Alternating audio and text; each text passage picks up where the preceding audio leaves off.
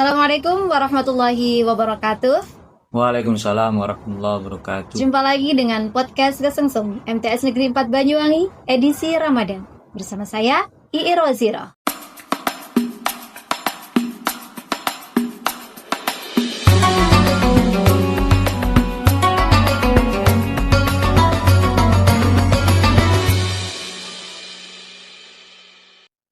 Hari ini sudah hadir menemani kita yang akan membersamai kita berbincang tentang bagaimana mengatur waktu di bulan Ramadan.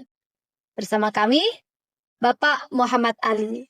Assalamualaikum. Waalaikumsalam warahmatullahi wabarakatuh. Bagaimana kabarnya, Pak? Alhamdulillah sehat. Alhamdulillah. Masih diparingi kuat. Alhamdulillah. Kuat menjalankan puasa, kuat bekerja, Kuat segala-galanya, Bu. Kuat Iya. pikiran, kuat tenaga, pikiran. Wah, kalau pikirannya nggak kuat ini kuat mental. khawatir ini. Iya.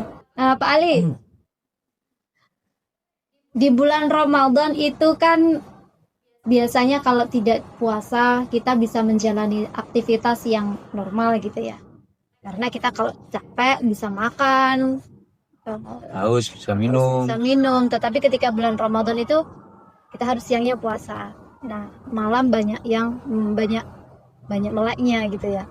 Nah, ini gimana nih cara mengatur waktu agar kita bisa menjalankan ibadah Ramadan yang tetap khusyuk, terus kita Lancar. juga tetap menjalankan aktivitas rutinitas setiap harinya itu juga tetap berjalan dengan lancar. Itu gimana, Pak? Kalau mengenai mengatur waktu, ini saya mulai dari sepertiga malam atau sahur ya. Iya. Karena kan kalau hari biasa itu ya bangunnya bisa subuh atau sebelum subuh sedikit, katakannya sepertiga malam atau pas sahur. Sepertiga malam antara jam 2:30, apalagi pas bulan puasa ini atau bulan Ramadan, dianjurkan sebelum melaksanakan sahur ya melaksanakan sholat tahajud atau qiyamul lail. Itu yang pertama. Sambil menunggu sahur ya kita bisa berzikir lah atau membaca kalimat thayyibah yang lain dan seterusnya. Kemudian setelah itu kita melaksanakan sahur. Sahur seperti biasa ya, kalau menurut saya sahur itu ya jangan terlalu banyak, juga jangan terlalu sedikit. Berhubung sahur itu katakan awal kita makan dan minum dan seterusnya, diusahakan ya dengan gizi yang cukup. Gizi yang cukup, protein yang cukup, agar apa? Cadangan untuk sehari nanti itu biar terpenuhi aktivitas terus. Iya. Selanjutnya kita harus disiplin setelah sahur, kemudian siap-siap untuk melaksanakan sholat subuh. Jadi kalau sesudah sahur itu nggak tidur lagi nih, Pak? Nah, ini kalau setelah sahur itu sangat tidak bagus itu melaksanakan tidur lagi. Karena apa?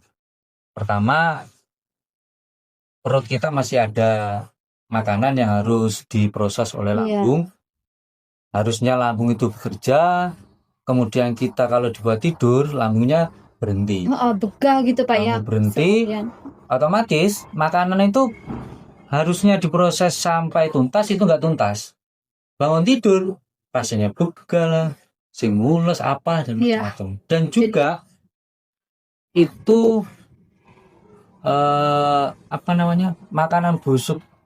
makanan itu bisa busuk karena tidak tercerna dengan maksimal itu tadi ya. Tidak diproses dengan sampai selesai oleh lambung. Makanya dianjurkan setelah sahur itu jangan tidur. Jadi tetap melakukan aktivitas ya, seperti sholat, ya jalan. Berarti bisa habis sahur kan sahurnya mepet nih ya. Nah sahurnya sudah mepet waktu imsak. Jadi kalau selesai sahur bisa langsung ke masjid gitu ya, Pak ya. Yang penting tidak atau tidur. Sholat yang terdekat, yang penting tidak tidur. Ya. Setelah itu sholat subuh. Sholat subuh, kemudian kita siap-siap mandi dan seterusnya. Kalau pelajar ya siap-siap mau sekolah, Sekolah. kalau yang orang yang bekerja siap-siap untuk bekerja dan seterusnya. Sambil kalau setelah mandi dan seterusnya ya peregangan sedikit, tidak ngoyo seperti biasa, kemudian berangkat bekerja, katakan jam 7 lah. Iya. Berarti sesudah sholat subuh itu masih ada waktu untuk berolahraga. Ya, tapi Meskipun hanya ringan peregangan Iya, senam sedikit lah, stretching atau stretching gimana. ya. Jadi meskipun puasa juga tetap tidak Ya, ketinggalan biar olahraganya. kadang itu kan Cuma memang kadarnya lebih dikurangi gitu ya. ya betul. Gitu. Kadang bangun tidur kan masih kaku-kaku dan Oke. Jadi karena kita itu malam itu kan biasanya tidur semalam tanpa sahur gitu Pak. Jadi tidur terus kan, bangun-bangun sudah subuh. Ini kan kita bangunnya lebih awal nih. di awal. Jam 2, jam 3 sudah bangun. Apalagi emak-emak harus menyiapkan sahur dulu. Jam 2 bangun. Itu habis subuh nggak boleh tidur lagi Pak. Nyarutang. Tidurnya kan terkurang tadi. Habis subuh bisa tidur lagi itu. Ya, yang bagus itu misalkan ibu rumah tangga yang tidak ada aktivitas di luar rumah atau tidak kerja ya, setelah aktivitas subuh dan seterusnya kira-kira jam 8, jam 9 itu tidur nggak apa-apa. Oh iya. Bagi yang tidak punya aktivitas di luar, lain, yang ibu rumah tangga lah katanya, ibu rumah tangga. Makanya jadi tidak habis subuh ya. tidak habis subuh. Puasa itu memang tidur malamnya itu agak akhir, bangunnya harus lebih awal. Jadi tapi nanti biar tercukupi tidurnya kita lakukan di siang hari. Siang hari. Oke. Memang kalau puasa itu bagi yang kerja itu ya memang tidurnya sangat sedikit sekali. Berarti tidak mencukupi tidur yang berapa jam itu ya? 8 jam. Iya. Kalau yang aktivitas di luar, yang kerja, itu kan jam 7 katakan berangkat kerja. Iya. Lah, berhubung di dalam bulan puasa, masih dalam keadaan bulan puasa atau bulan Ramadan, di sela-sela kerja, itu ya, misalnya ketika istirahat setelah duhur, ya bisalah disempatkan untuk tidur sejenak atau sebelum tidur sejenak itu ya membaca Al-Quran dan seterusnya. Jadi istirahatnya lebih panjang ya. Lebih panjang.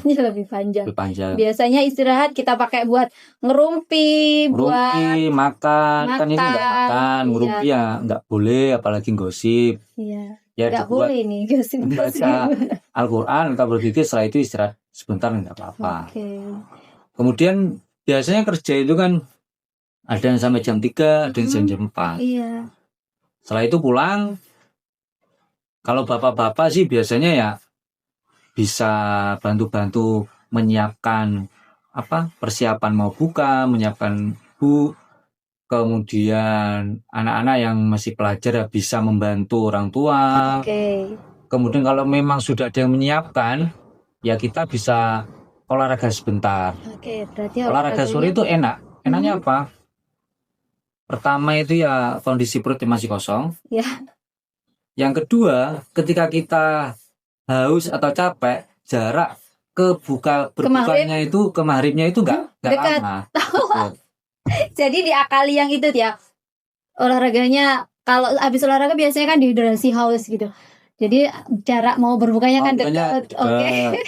Ini tapi nggak bertambah lemas Pak. Biasanya kan sudah mendekati maghrib gitu. Asupan nutrisi yang kita berbuka tadi sudah menipis itu.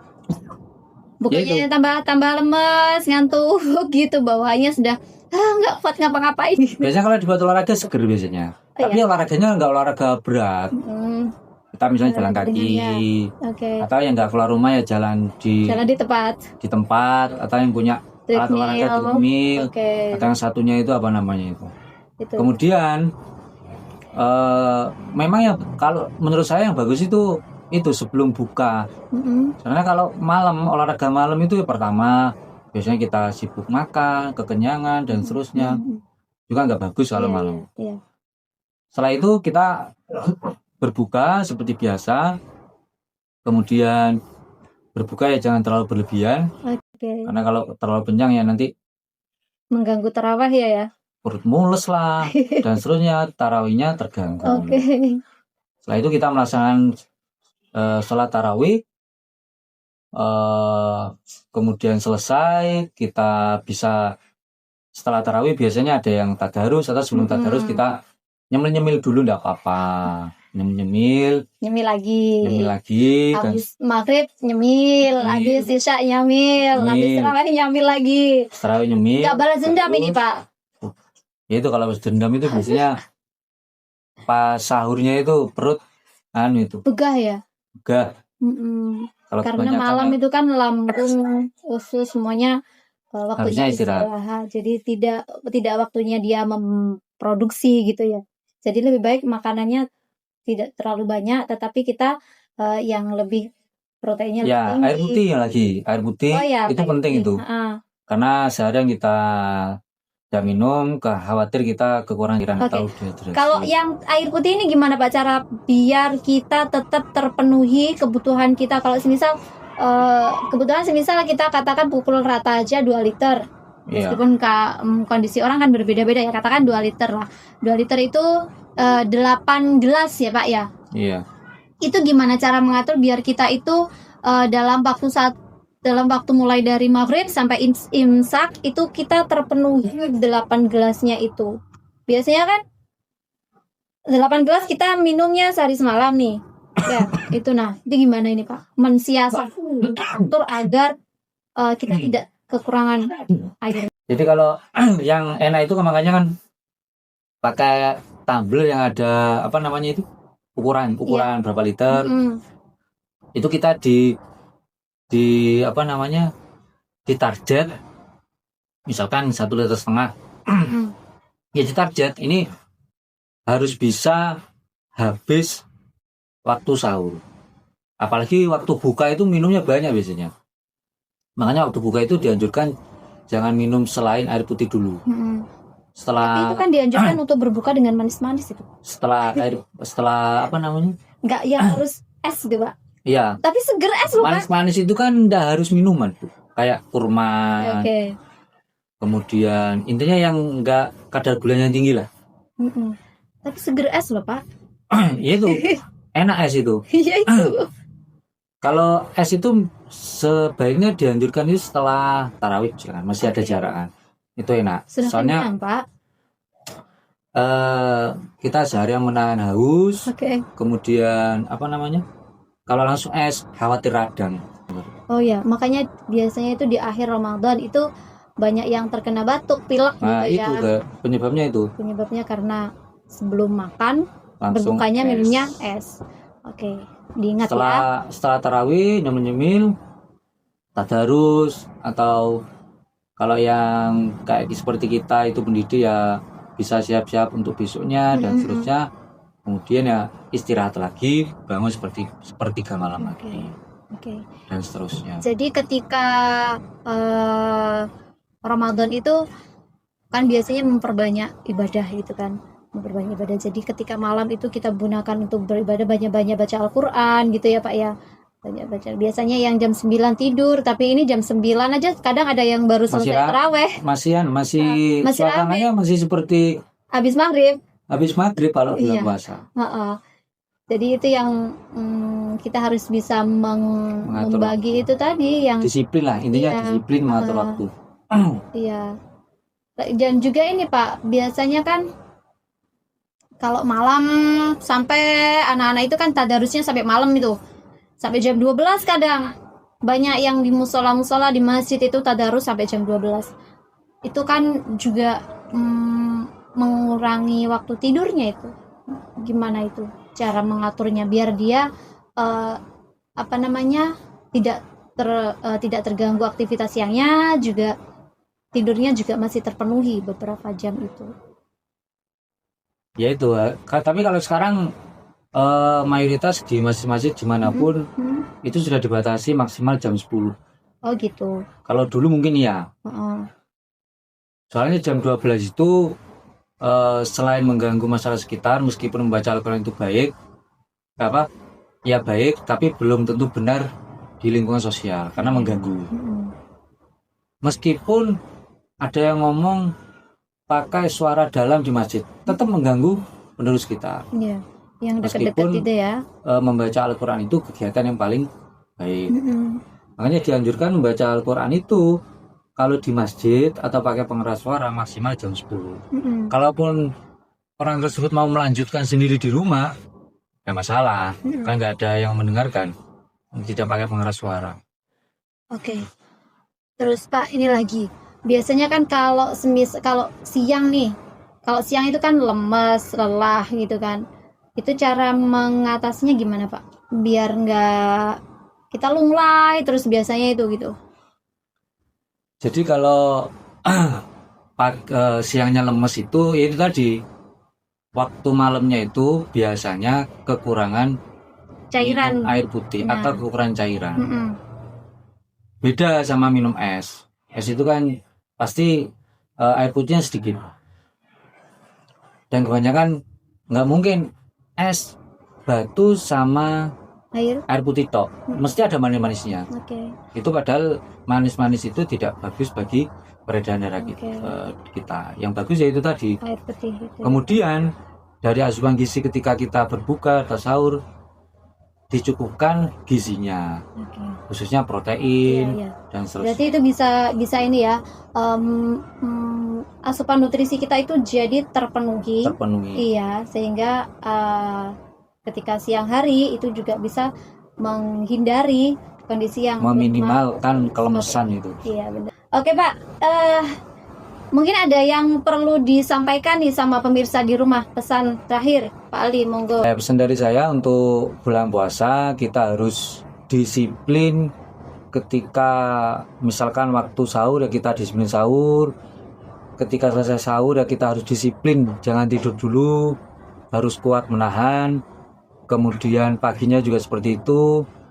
Dan yang terakhir, jangan lupa meskipun bulan puasa kita disiplin mengatur waktu untuk olahraga, meskipun itu hanya ringan dan sebentar.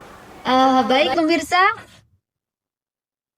seru sekali bincang kita hari ini dengan Bapak Muhammad Ali tentang bagaimana cara mengatur waktu di bulan Ramadan, tentang meningkatkan ibadah, meningkatkan kedisiplinan kita di bulan Ramadan. Itu yang diharapkan adalah kita bisa terus istiqomah aja. Jadi peningkatan ibadah itu dilaksanakan tidak hanya di bulan Ramadan, tetapi juga berlanjut sampai sesudahnya Ramadan dan di bulan-bulan berikutnya. Semoga bincang kita hari ini bermanfaat bagi kita dan kita bisa lebih mendekatkan diri kepada Allah dan bisa lebih memanage waktu di bulan Ramadan ini agar kita bisa menjalani aktivitas sehari-hari dengan lancar dan ibadah kita juga tidak terganggu. Kami di studio mohon undur diri. Assalamualaikum warahmatullahi wabarakatuh. Waalaikumsalam.